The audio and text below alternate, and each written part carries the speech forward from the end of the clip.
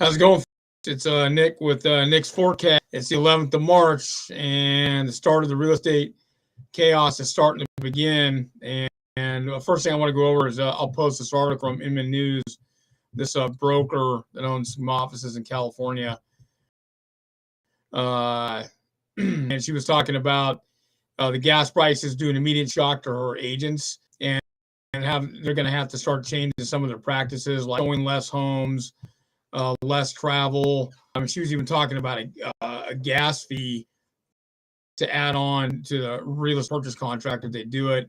And then they had some other things in there too. They were just with the shocks of it to the agent's bottom line, which no, I totally understand because you're 100% commission. If you're not in a 100% commission shop and you're at a split shop, leave your split shop and go to 100%. Anyways, so there's just other issues for agents because of all this stuff going on in the bubble. It's going to burst here pretty soon. And I don't like to be negative stuff. I like to be positive because I'm always positive, but you just can't, it's hard to deal with the facts that they are because the war going on in the Ukraine can spread out globally real fast. Even though there's a statement by Biden that said that the U.S. won't go to World War III, but, who knows what will happen there. It's hard to predict. Anyways, so you got this chaos going on. Now, I'm going to read some more stuff in the chaos, a couple things. Right now, 1 out of 12 homes in the U.S. is worth more than $1 million. That means that cuts out the middle class right off the bat. Boom, out of there. Now, I read another article. There's 16 million homes that are vacant in the U.S., but most of that's in the Southwest, Midwest, and the Southeast. It's not in the East and West Coast. So there's a lot of vacancies, but, people aren't living in certain areas, and that's just kind of how it is because they like a lot of jobs, money, and the usual stuff. So that still adds to the chaos. And then Zillow had another basically zip code that homes are average dollars, and that was 486 cities. So that's an area where the middle priced out. And so that's a major, major problem. And as a lot of people are bailing out of the East and West Coast, and they're going into the Southwest, Midwest, and the Southeast, things are changing. But as all those people bail out, those areas pricing-wise goes up. And that's just kind of is. Even the street I live on, you've got a house for sale. You get a house down the street that just sold. The house right next to me is vacant, but it was sold to somebody I know. There's another, you had 4 vacant homes, now you down to 2, and but there's still a lot of homes kind of everywhere. Everywhere you read the statistics, but think about that. 1 out of the United States is over $1 million. Well, if you're middle class and you're earning under 100,000 a year, depending where you're at, it's going to be tough to find a home. I mean, around here, if you're 100,000 or up close to there, 80, 90,000, 70,000, you can do it, get yourself a home. But the homes have gone way up in price. There are homes around 50, 60, 70,000, but a lot of homes now are 6 figures plus. And so that's just kind of the way it is. But you go into big cities on the East and West Coast where the average price for a home might be anywhere between $500,000 to $1 million. And that's for a 2-bedroom, 1-bath starter. And that's a rambler. That's a 1 level without a basement. So these are major problems. But also, too, the stock market's got problems, too, with the bonds. You got quadrillion dollars in basically bonds out there. And basically on a lot of these bonds, they don't have any, they're not backed by anything. So, and they can get whacked. It'll be a lot worse than 2008. And also, too, the inflation going way up. And there's another report a few hours ago, it was an hour ago, just came out. The White House has said the inflation is going to go way up. So that means the Fed's going to get burned because they're not in line with the White House even close. And so that's bad stuff. And every time that inflation keeps going up, that means that you have less people to buy.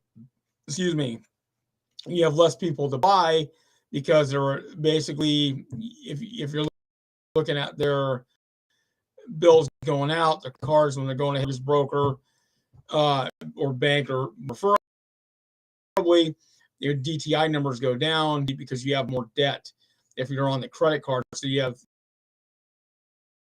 have 3, 4 credit cards. You only need 3, I'd say 4 credit cards over a year plus. You need $1,000 plus limits on them.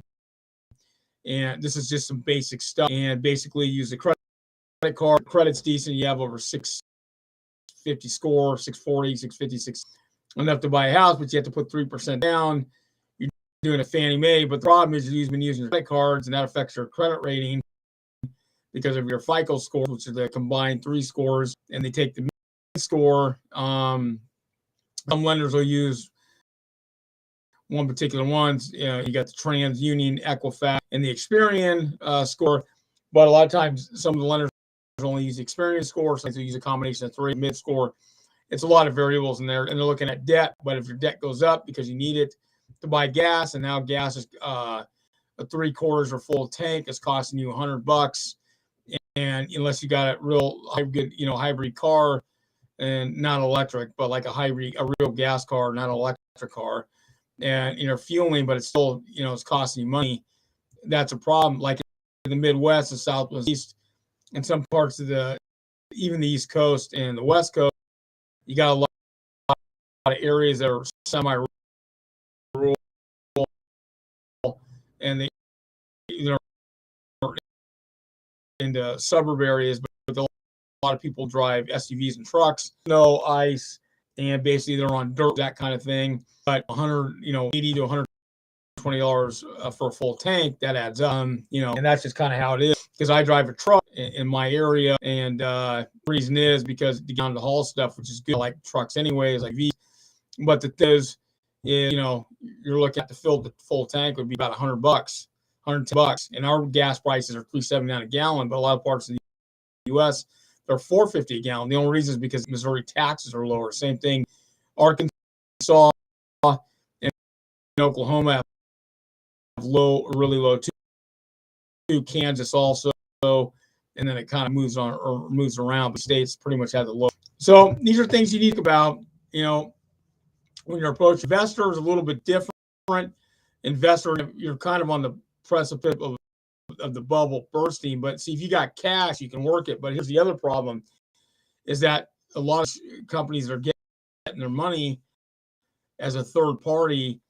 That cash on Wall Street disappear if it goes down, and be worse in 2008 because they're going to go right down in the bubble. Right now, the stuff you're seeing right now, there's no stability in the government. You don't want to open the fuel spigots. It's going to make everything a lot worse. And as inflationary targets go up for food, gas, else, it's a pain. Plus, you have the supply line issues. So all the stuff is like plus the bond market's ready just to go under because you have basically what they call the unfunded deal. And also, too, a lot of the bonds are connected to zero. So they're kind of a made up kind of thing. A lot of them, it's trillions of dollars. So if that bursts, which is going to, at some point, you get pretty bad. And as far as the war goes, if it spreads out from the Ukraine, they start going into Poland, Romania, Moldavia, all these other countries, that things could really spin out. And the war could really spin out from there, kinds of problems that happen, and it's just get bad. And so this is forcing issues up. And also, too, Ukraine was a breadbasket because Ukraine's the size of Texas, but it's a lot like the Midwest as far as growing grain and barley and soy, producer like that. Right now, there's an article today in the Middle East are freaking out because I got to find sources. They were talking about Lebanon, Israel, and Jordan and all these there, plus some parts of Africa. They were freaking about it in Asia too, because right now the war-torn territories, that's forcing prices up. But this goes back to every seller. You may sit and wait. That means less listings on the market. If you're a buyer, that could drive the price up. But here's the other flip side: the bubble burst, which is probably going to, and that bursts out. That means everybody's going to start trying to sell because the prices are falling like a rock. So in the East and West Coast, prices fall. So that $1 million house, that $700,000 house just fell or fell more, 60, 70%. So things change real quick, and sellers all try to dump on the market.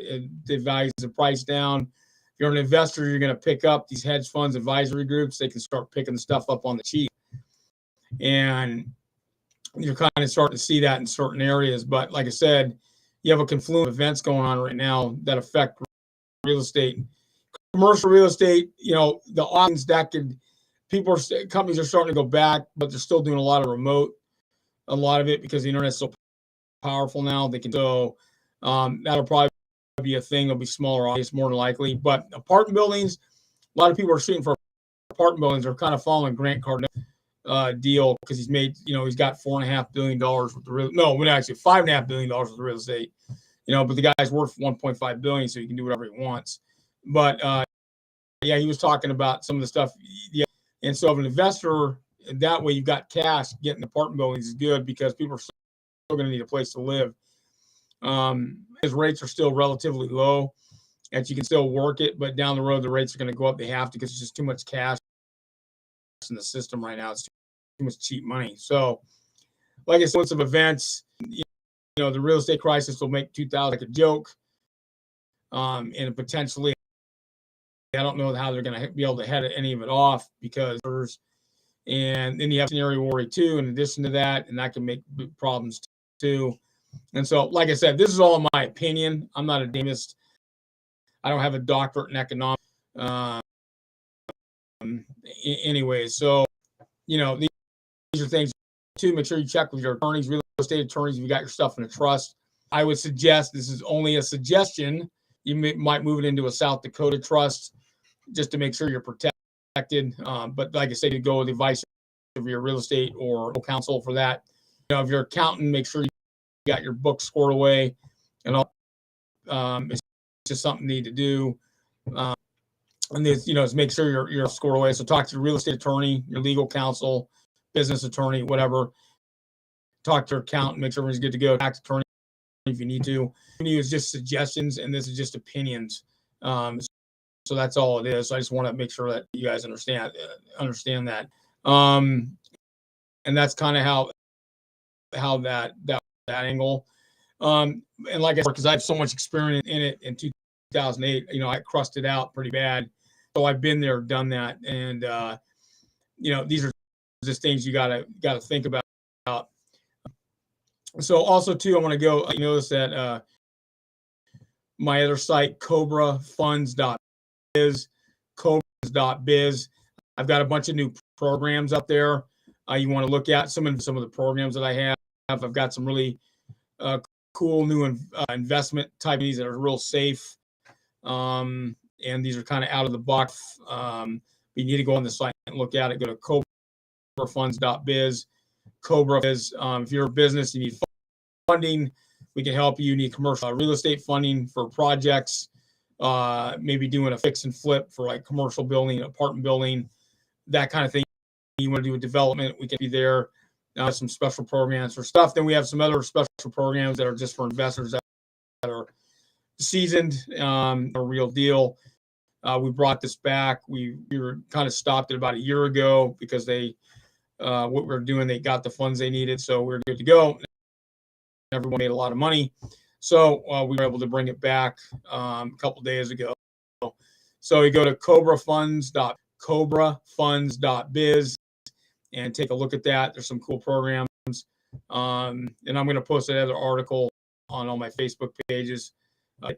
And like I said before, if you got any questions, go Nick's forecast.com. If you got any questions, go to Facebook at Nick's Forecast and check it out, and subscribe to my channel as I keep racking out the I'll keep doing. And my goal is to put the information out there no one's talking about. And also too, if you're an investor, make sure you got your stuff, and this goes for buyers and sellers too. Make sure you got your paperwork scored away and tightened up when you guys are doing deals. Especially, in the East and West Coast, you do just make sure you're good to go. You have to have an attorney look at it, get your real estate attorney or business attorney to look at it. You just want to make sure right now, because of the rough and rumble stuff going on and all the legal stuff going on right now in the real estate industry. It's just make sure you're good to go. I want to say it's worth paying your real estate agents and mortgage brokers, for the investors, buyers, or sellers. It's worth paying them the commissions because they go out and they do the work for you. Things are going to change because the gas prices have gone way up, and some other things are going to change because of inflationary pressures. But just go with it. But it's worth it to you to have a professional. And I can't emphasize that. And they're worth the commission for real estate or mortgages, whatever they charge, that they're worth doing it. That's, like I said, that's up to them. But anyways, you got any questions? nickforecastfunds.biz, and check out stuff we have as far as funding, new investor opportunities, and also too, you can go to Facebook at Nick's Forecast. Anyone, have a good Friday. Later.